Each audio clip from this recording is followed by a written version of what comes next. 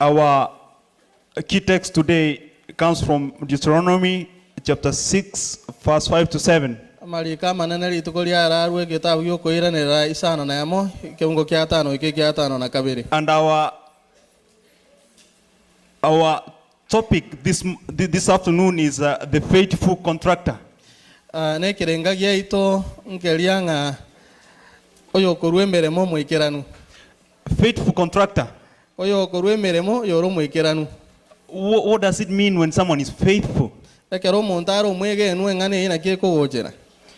It means is somebody who observes all things and fulfills all things. And whatever rules are laid down, he does exactly what is laid out. And accomplishes every time that he's supposed to accomplish in the right timing. I want to tell you a story about one young man. It's a young man that was born a genius. In other words, he was so bright. When he was taken to elementary school, his comprehension and understanding was beyond his years. We have heard of such cases that someone is taken to class 1, then they say this is grade 4 material. And from time to time, some of these students are made to skip classes. I'm telling you of such one young man. He went through school and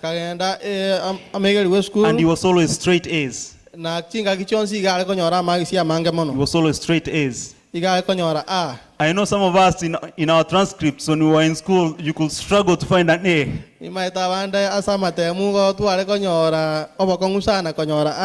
You look from year to year, you look at the transcripts. It's everything else except the linear grades. You know, we have linear grades. Linear. The ones that are straight like A, it's a linear. And they are curvilinear. Curvilinear things like B, C, D. So this young man could only score linear grades.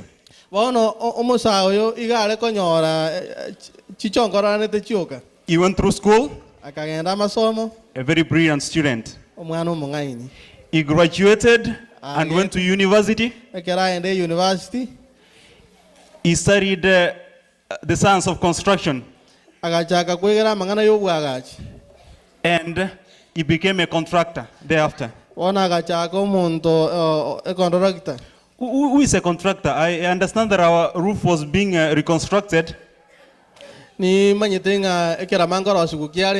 we had some contractors right in our compound. Who are they? Arlington Roofing. Metro. Tarrant Roofing. Exactly, Tarrant Roofing. That's an example of a contractor. A contractor is somebody you hire to come and work on your property. And it set out what they are supposed to do. And they are given the timing. And it's specific what they are doing, what material they are using, and when the work should be completed. So this young man became a contractor. And he used to construct mansions and beautiful houses and all forms of buildings. He worked for many years and his work was awesome. In other words, he was an outstanding contractor. And his fame went far and wide because of his wonderful work. There came a time he was fed up. He was fed up so much that Yani akaigo tugune mirimo nga He didn't want to construct anymore. tata gete bono nande koligie mirimo buneyo. He went to the man who could give him construction projects Akagenda se bali bagwente ko mai mirimo eyo and told this man, akagenda akamotebiga. thank you for the years that we worked together, Mbiyamana ase miaka tu akore na mirimo but I'm fed up. kolende na isaniki. I'm not going to construct anymore. Tindi ko chokoro bwaga chinainde. But the man who used to give him contracts Olio kamoire mirimo told him this one thing. akamotebiga ndege kamo. He told him, build me one last house. Akamotenga ngakachere nyombe ya moyo ka yomo elio. I want you to build me one last house. Igonga netio ngakachere ya moyo yomo elio. But the contractor said no. Kolende akakana ngati ko korayo. He said, I'm fed up. Atebanga na isanikire. He said, I want out. Atebanga na isanikire. I will not do it anymore. Tingo kora na indi. But this man besieged him. Kolenda akamosorora. He used all the sweet words, Akatumika amangana maya. all the persuasive terms that he could come across. Mangana aliyoko ebereria maya. Finally, this contractor agreed to build this man one last house. Omoeli agaitabira na kumwagachire nyombe ya moyo moelio. And after that, he could go do whatever he wanted to do. Nyuma ya yo bono na bare ko kora keria rata ke kora. So he set out, Agachake mirimo. he gathered the materials, Akaleta biribiga neiri. he started constructing. Agachako bwagachi. But unlike the other times, Maminjane chinga kichinde. he did not put his whole mind and heart into this construction. Tabegete birengere byane nkoro ya ya so bwagachi ubu. So he did the work Iga akole mirimo. half-heartedly. Mwerusio. Half-heartedly. Agakora omwerusio. Half-heartedly. I don't know whether it's the opposite of wholeheartedly. Tima etinga gokora no moyo oyo omo yino denga maminche yae. But he was not paying attention what he was doing. Kolende tabegete mokia sa ya gokora. He just wanted this one last house to go up, then he's done. Iga odenga tigankole tu eyo moyo nkole mirimo. So by and by, the building was completed. Kerege ke iga mirimo kaera. And he was handing over to the man who gave him the job. Ono ko motebiare nge mirimo yao na akolire. He took him the keys to this mansion. Kamwirere bungo bye nyombe yengia. He told him, here is your work. Kamotebie mirimo yae. You told me one last house. Wanta etie ya moyo moelio. This is your work. Nyomba yae. These are your keys. Bungo bya ebi. Thank you. It's time for me to go. Biamono ono tigangende. But this man told him, hold on. Kolinda kamotenga kanyake. He told him, hold on. Kara kanyake. That key, I'm not taking it from you. Eke bungo ekyo tindiko keira. After working for me for so many years, Nyuma yo onkolere mirimo miake yonsi. so faithfully, Aso bwegenwa. so wonderfully, Emirimo miya wakolire. I give you this house. Na koire nyombe. This is your parting gift. Bono ne nyomba yao yo gutimuka. And this man was so sad. Sacho yakagechi gusana. He went crying. Akagendo kuri. He went bitter. Akagendo gechiri. He went mourning, Akagendo kuri. saying, I wish I knew. Why did you tell me? Inki kya gonte bia. Oh my God. Gakinya saone. Why didn't I know? Na kinta manyete. And so shall it be at the coming of the Son of Man. Na kinabera ba se kero kyugo cha umwana mwanya. Many will be heard crying and gnashing of teeth. Abande mbanyale ko ba kwengereria na kolera. That I wish I knew. Nga kinta ale ko manya. But it will be too late. Kolende gera benga kwanyulirwe. Oh, let's bow our heads for a word of prayer. Tukumbe byoga so gusaba. Oh, Father and our God, the hour has come. May you speak to us. Let me decrease as you increase, that the message that you intend for your children this morning, it may sink into their hearts. And my Father, that at the end of it all you may bless us. This is our prayer in Jesus' name. Amen. So we've just read from the key text in Deuteronomy 6:5-7. God is giving particular instructions. And he is trying to instruct these people. And I know these instructions we can extrapolate it to ourselves. That in number one, you are supposed to Love the Lord your God with all your heart, Ngente tangani no bwana kumwanja Nyasaye no moyo ne nkoro yawe yonsi. with all your soul and with all thy might. Ne nkoro yawe ne birengere byonsi. And these words that I command you, Na mangana yango ko bachika lero. he says, go teach them to your children. Yenda muya bayegeli uchi sabana baino. So much so Bono that you should talk to them muba kwanera mangana aya. when you're sitting in your house. Ekero moy kala. Teach your children. Bayegeli abana baino. When you're walking by the way, Ekero mogo tara. maybe you're driving somewhere, you're driving to the shopping mall, maybe you're driving to work, wherever you're driving, if you're driving your children to school, whenever you're going, he's saying by the wayside, teach your children. Even when you're lying down, teach your children. When you're rising up, teach your children. One may ask me, why is the Lord so particular about this training of the children? Why is he insisting so much on us instructing these children? I want to ask you a question. Let's think.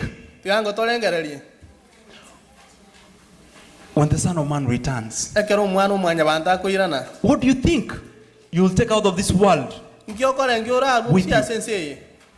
What are we going to take with ourselves? Is it our beautiful, huge limousine? Shall you take it with you? I wish this was an answer back, congregation. Shall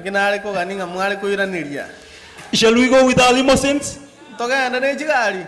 No way. Shall you go with your academic papers, the degrees and all that you worked through school all the years with? No way. What about your American citizenship? Sometimes I hear that making papers really costs a lot. It's a tough process. Shall it count for anything? No way, it shall count for nothing. What about that mansion that you paid mortgage for 50 years, working doubles every day? Shall you take it with you? Hell no.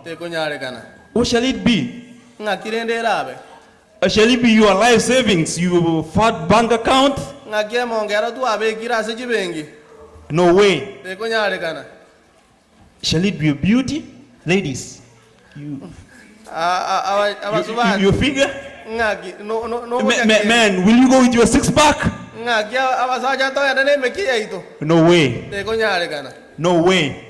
From the book of 2 Corinthians, it says, in a twinkling of an eye, at the last trump, the trumpet shall sound, and the dead in Christ shall rise incorruptible.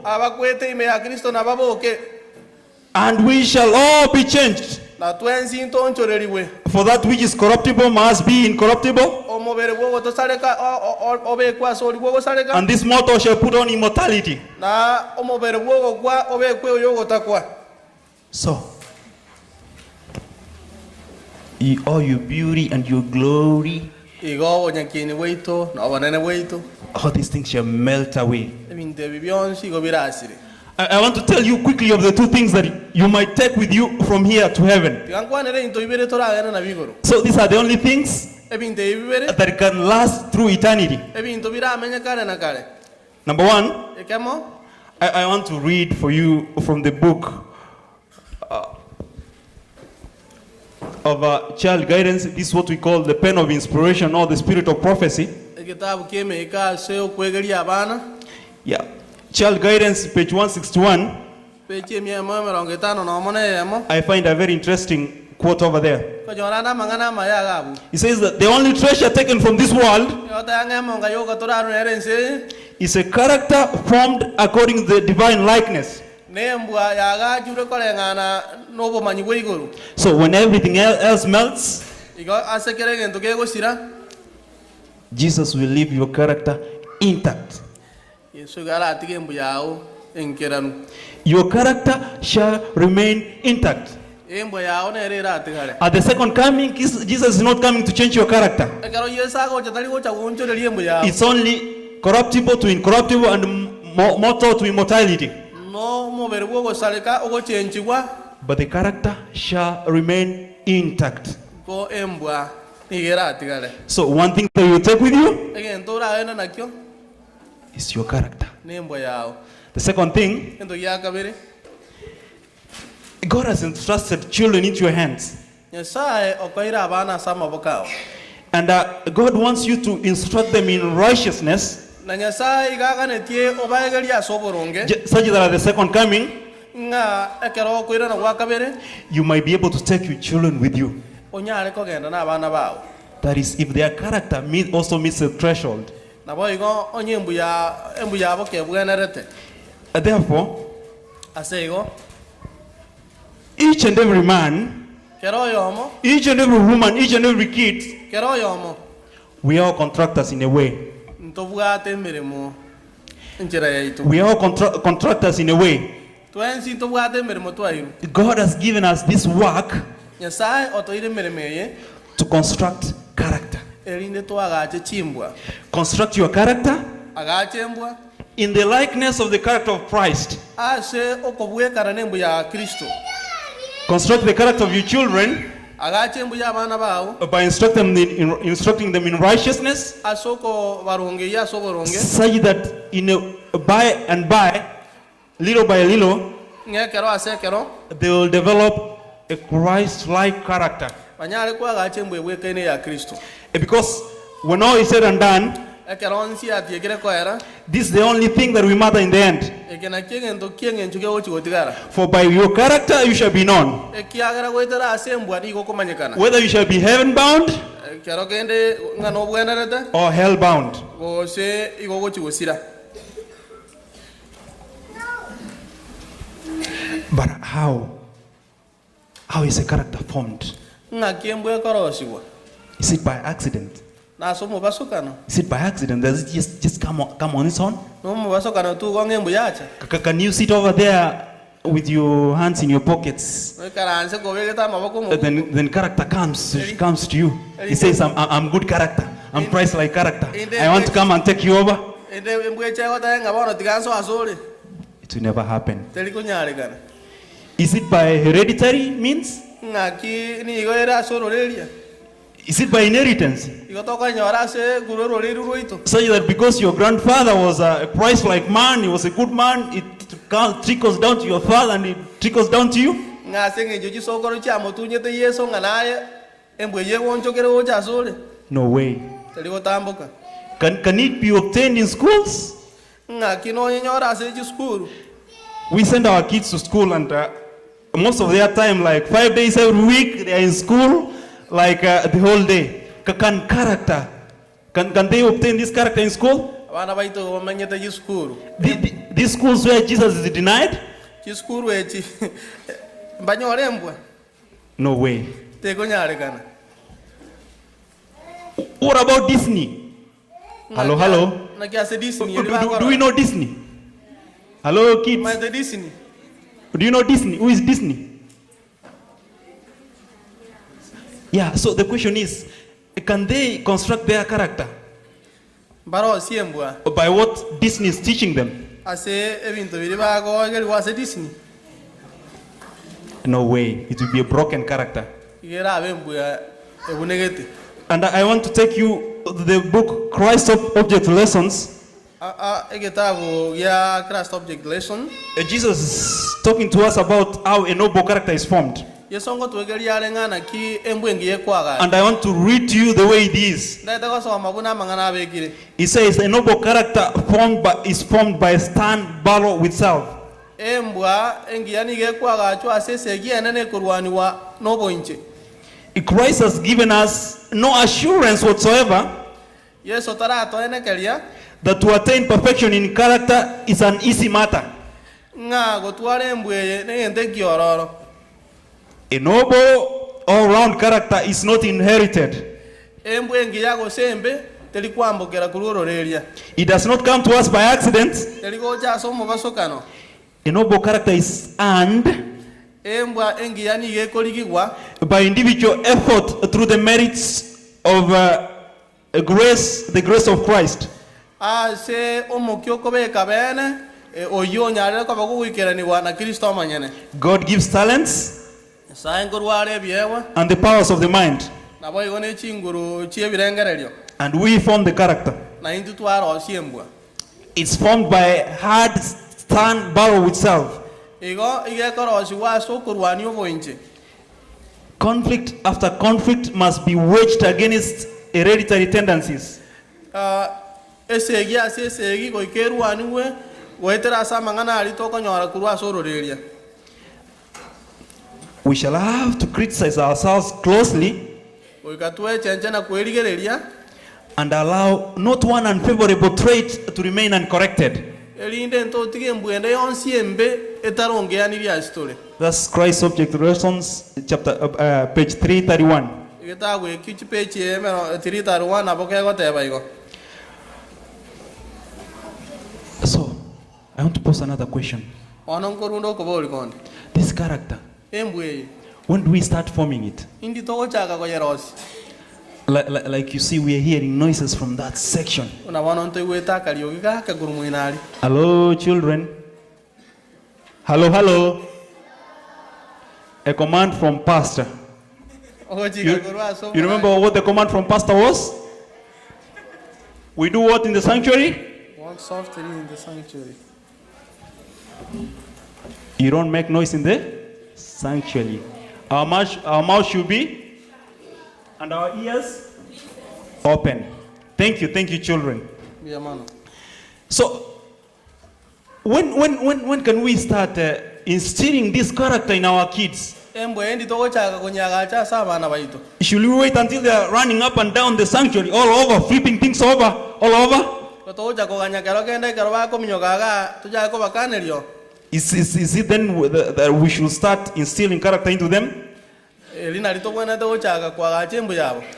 Is it when they stick chewing gum under the chairs and all over the sanctuary, like Kefa was saying? Na kero bako li istigamu bako na antigerasi. Should you wait until when you come to sit, then you sit on chewing gum? That's when we realize that we need to start training our kids. Igocha koganya kocha wikaransere mo mana otenga bono to anse ko begelia. Or should we wait until they turn these chairs into toys and cars and they start driving them all across the sanctuary? Because then and then you know that we are about to replace the old carpet. Let me tell you one thing. If you look at those chairs the way they are designed, they're supposed to have some plastic caps from the bottom. So if that thing is gone, if you sit on that chair, it will make it will exert a lot of pressure on the floor. And if a child gets that chair and turns it into a car and drives it across, it won't take a few months before we are again asked to replace the carpet. So when are we to start disciplining and instructing these children? Is it when they start throwing tantrums to manipulate you all the time?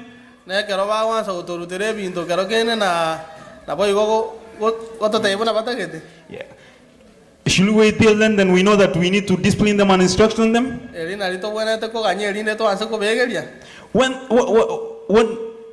Or should we wait till when they are old enough to start cussing and throwing the big words at everybody?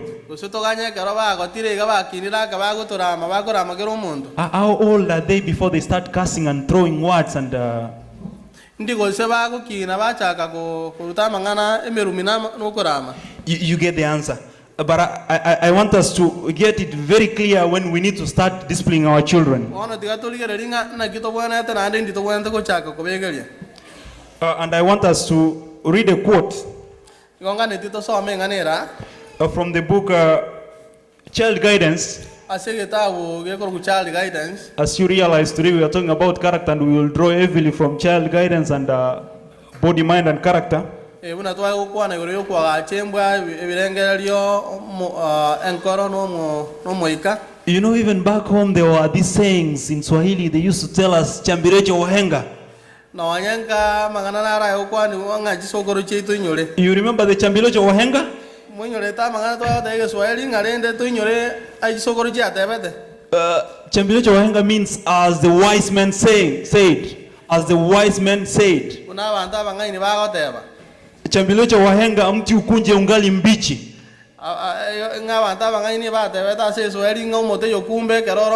It means you can only fall a tree when it's still young or tender. It's the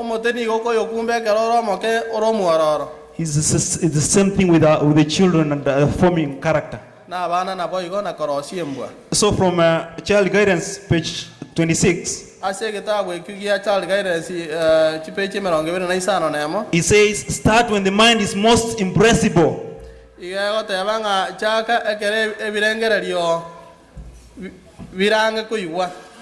The work of educating and training should commence with babyhood.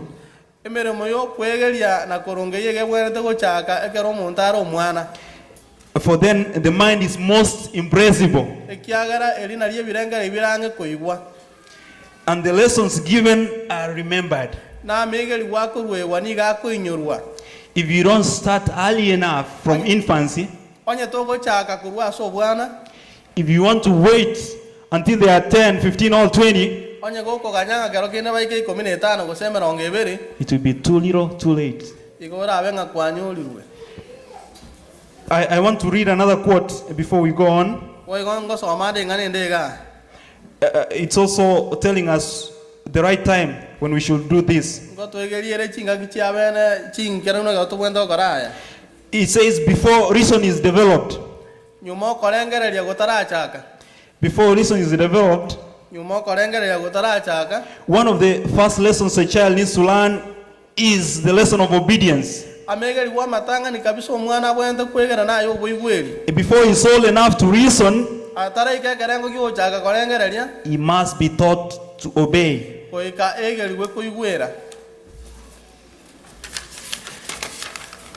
The mother's work should commence with the infant.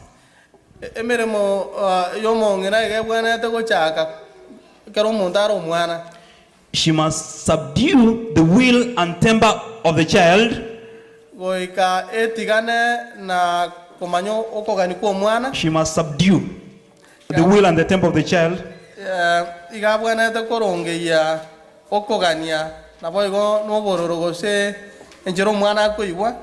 And bring his disposition into subjection.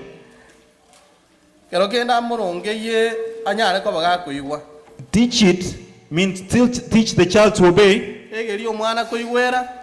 And as the child grows older, relax, not your hand. The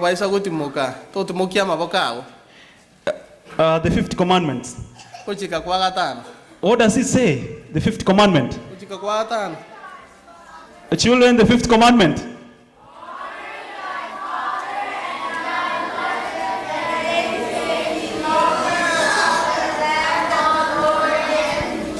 Amen. Amen. Honor thy father and mother, that thy days may be long upon the land which the Lord is giving thee. Parents, do we know it that way?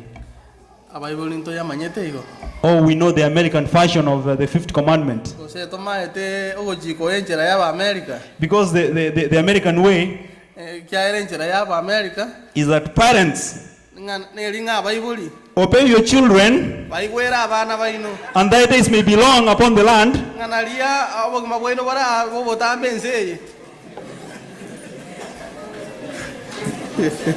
So which version are you going to with?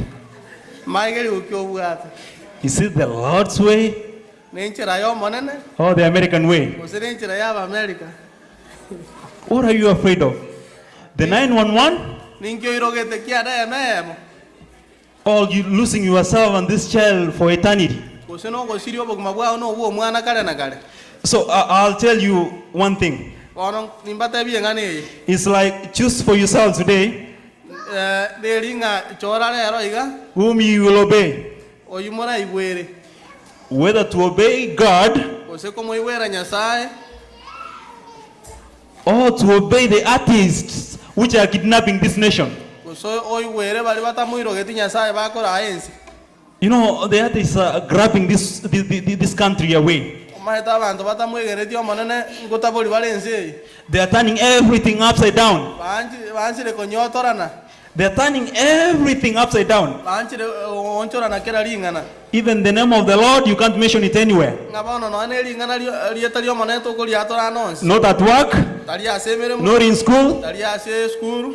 not anywhere. Talia anons. Soon it might be denied even in church. Wango ga no ane kanisa imendi jelikana.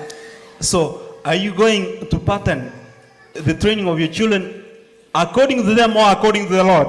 Kochiole gotigara kwegeria abana kolengana no monene gose kolengana una bakokotebia. But I'll remind you another chambilecho wahenga. Na ade nko banyolinde buna abantu abangaini bagoteba. They said, mchele ya mwana kulia.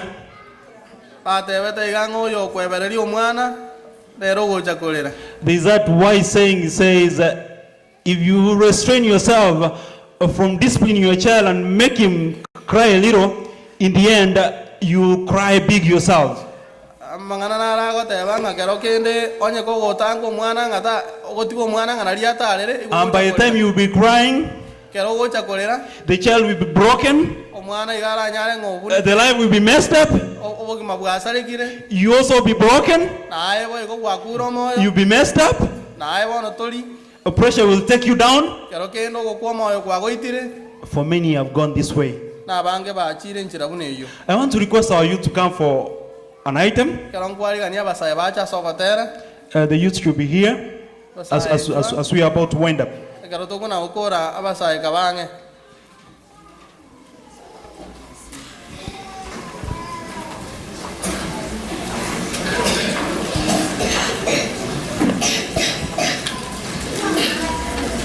So, as the youths are coming, Kuna abasaye bagona gocha. ask yourself, Eboli. the Lord has told us of all these things that we worked for. Twanyale ko manyanga amangana yonzi bitu akolire mirimo. We work so hard, waking up in the morning, working all day, Igoto kole mirimo abande twaboka mambi kero kende twakora itukoligima. sometimes 6-7 days a week. Kero kenda matuka atano na mo satano na bira ase chuma. In the end of it all, these things we count for nothing. No maelio ya mangana ya chekoba busa. Except you invest on developing your character and the character of your kids, Libaga okwa ga chembu ase Kristo na ga chembu ya bana bao. or will be vanity in the end. Yonzi go bira abe busa maelio ya. It will be vanity of vanities, Igo bira abe busa ase busa. meaning it shall be good for nothing. Encherere gera abe ngabuja ase busa. The youths.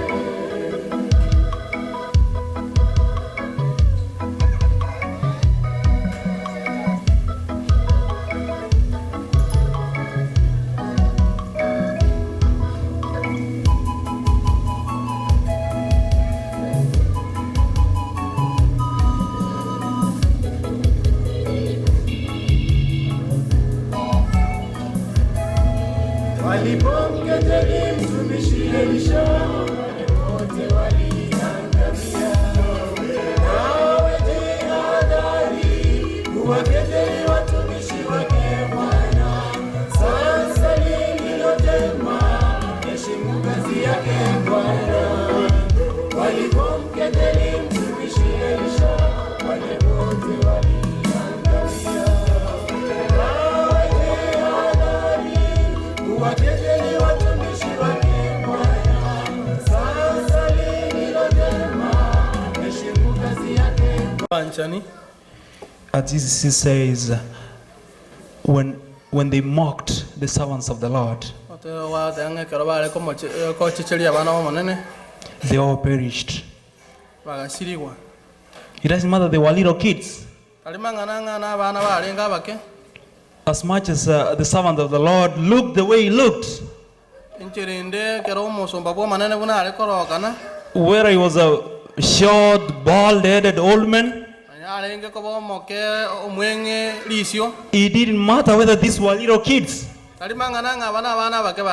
What mattered at the end was that their parents had not installed the right values in them.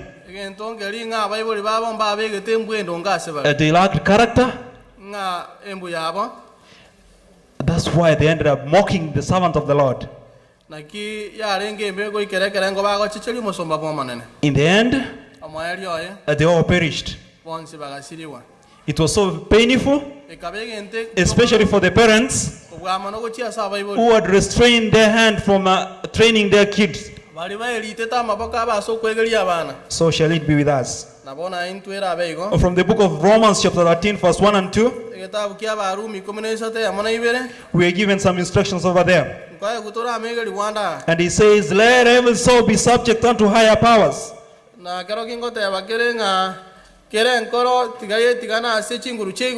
For there is no power but of God. The powers that are be ordained of God. Whosoever therefore resisted power resisted the ordinance of God. And they that resist shall receive to themselves damnation. You know, our God is a God of order. He's put some order in the church, such that in our church we have pastors, we have elders, we have deacons and deaconesses, we have property managers, we have all other leaders. These have been given authority by God to direct the order of worship, to serve us while we're here, and to make sure that we're having a wonderful worship experience when we're in this place. Also to take care of the property and to make sure it's not vandalized. The authority they have comes expressly from God. It's God sent. So whatever they tell you, observe. Despise them not, for you shall receive to yourself damnation. So let me finish with one more verse. Turn with me to the book of 1 Thessalonians chapter 5. Chapter 5 verse 12 and 13.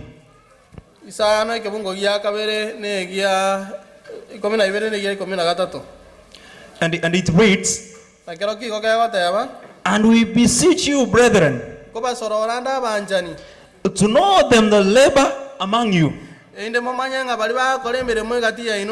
are over you in the Lord,